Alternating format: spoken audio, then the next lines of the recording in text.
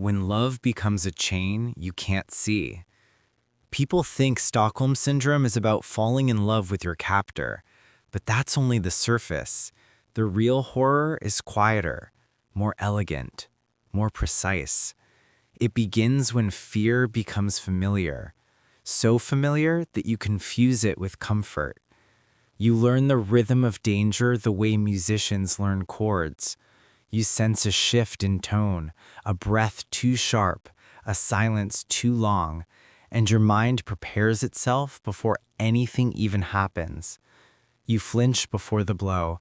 You apologize before the accusation. You shrink before the threat. Not because you are weak, but because your brain is trying to keep you alive in the only way it knows how. Then, one day, the hand that hurt you is the same hand that wipes your tears, and your body mistakes inconsistency for affection. If your chest tightened reading this, it means you've met someone who taught you to survive them instead of escape them. Number 10.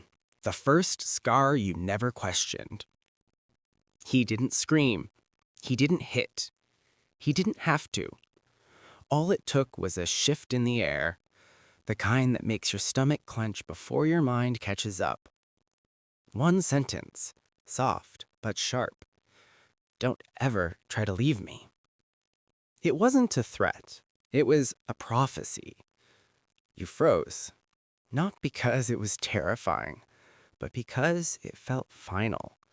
Like something inside you recognized that resistance would cost more than surrender.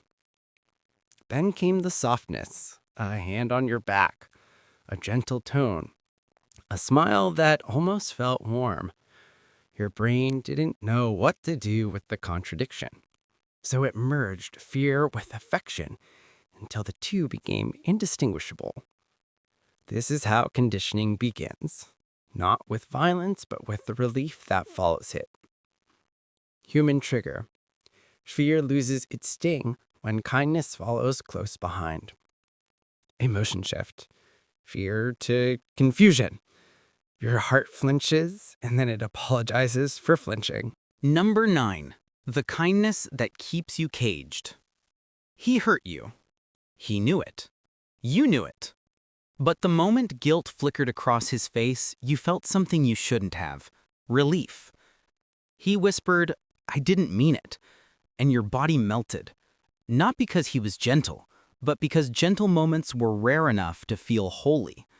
He made you believe that cruelty was a storm, and kindness was the sun that followed. You didn't love the person. You loved the moments when he stopped being him. Human trigger.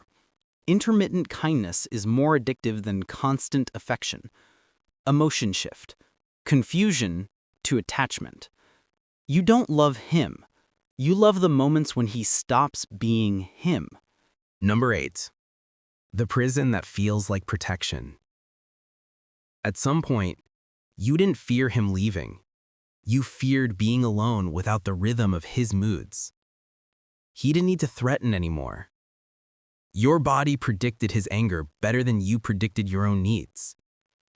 You stayed quiet when he paced the room. You laughed too quickly when his eyes narrowed. You monitored every tone, every footstep, every breath. This wasn't love. This was vigilance, disguised as loyalty. He had turned your nervous system into his personal security system. Human trigger.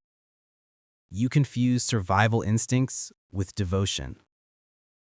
Emotion shift. Attachment. Dependence. You didn't stay because he kept you. You stayed because fear taught you to. Number 7. The terror of losing what hurts you. When he was angry, you suffered. When he was silent, you panicked. His silence was a weapon, a withdrawal so sharp you felt yourself unravel. A day with no message.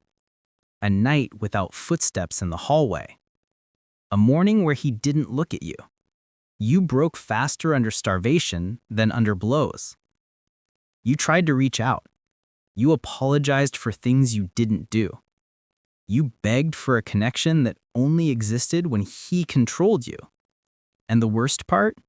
You blamed yourself for his absence. Human trigger. Withdrawal is more powerful than aggression. Emotion shift. Dependence to panic. You feared losing him more than you feared losing yourself. Number 6. The identity he rewrote while you watched. Little by little, he carved pieces out of you. Stop being dramatic. You're too emotional. No one else will put up with you. You'd fall apart without me. Weapons disguised as truths.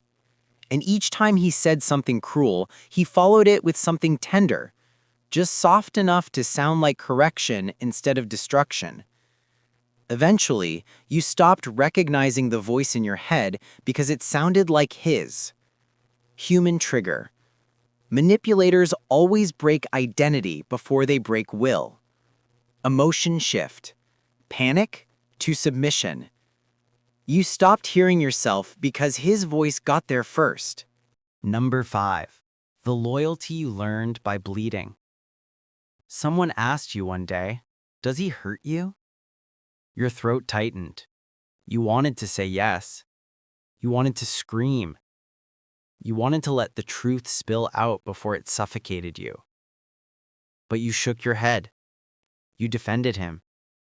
You explained his stress, his past, his pain, his trauma.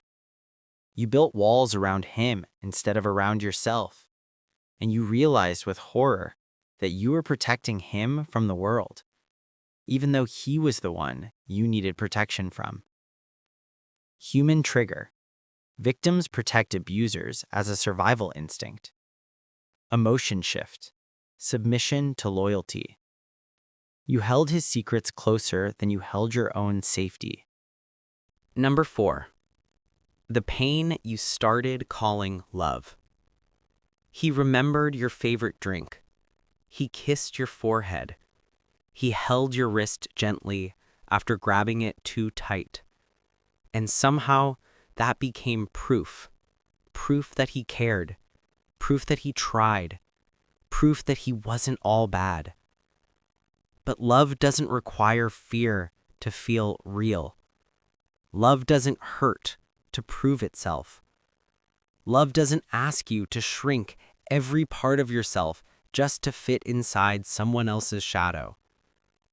You didn't confuse love with pain.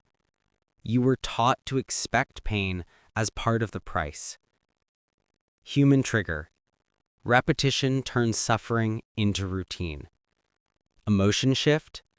Loyalty to disorientation. You didn't stay because it was love. You stayed because pain was familiar. Number 3. The self you erased to survive. You used to have dreams, preferences, boundaries, plans, pieces of yourself that made you human. Now you monitor his reactions more than your own desires. You speak softly to prevent sparks. You walk lightly to prevent storms. Every day with him costs you another part of yourself. Your voice, your confidence, your courage, your worth. You don't abandon yourself all at once. You abandon yourself one compromise at a time. Human trigger. Self-erasure is the final stage of emotional captivity. Emotion shift. Disorientation to collapse. You disappeared long before he noticed you were gone. Number 2. The moment you believe you can't leave. Stockholm Syndrome doesn't win when he breaks you. It wins when you stop imagining a life without him. You tell yourself you have nowhere to go, no one to trust, no strength to rebuild. You convince yourself that leaving would destroy you when staying already has. The trap becomes internal, a belief, a truth you never chose but learned to obey. Human trigger. When captivity feels safer than freedom, the mind collapses inward. Emotion shift. collapse to fear. You aren't trapped because he holds you. You're trapped because you've stopped holding yourself. Number 1. The awakening that shatters the spell. Breakthrough doesn't come from clarity. It comes from exhaustion. One day, your body refuses to live one more hour in fear disguised as affection. Your hands tremble, your breath falters.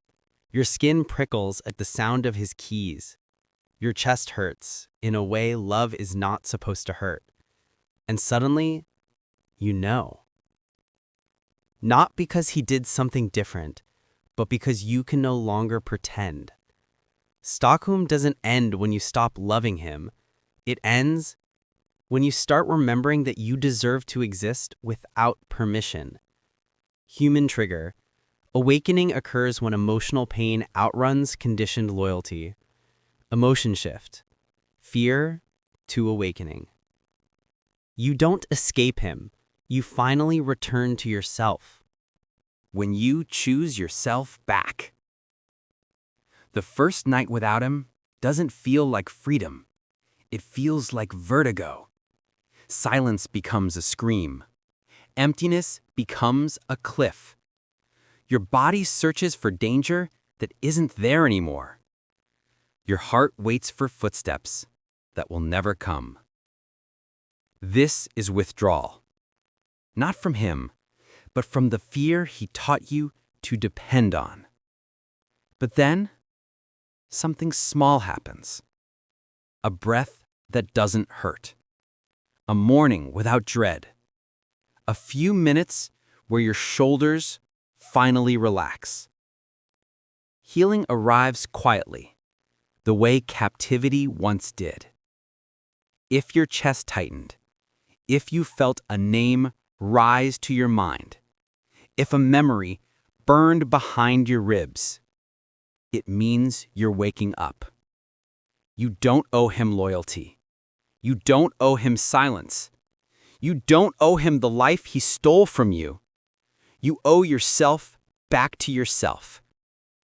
And if you're still here, still reading, still feeling, it means the spell is already cracking.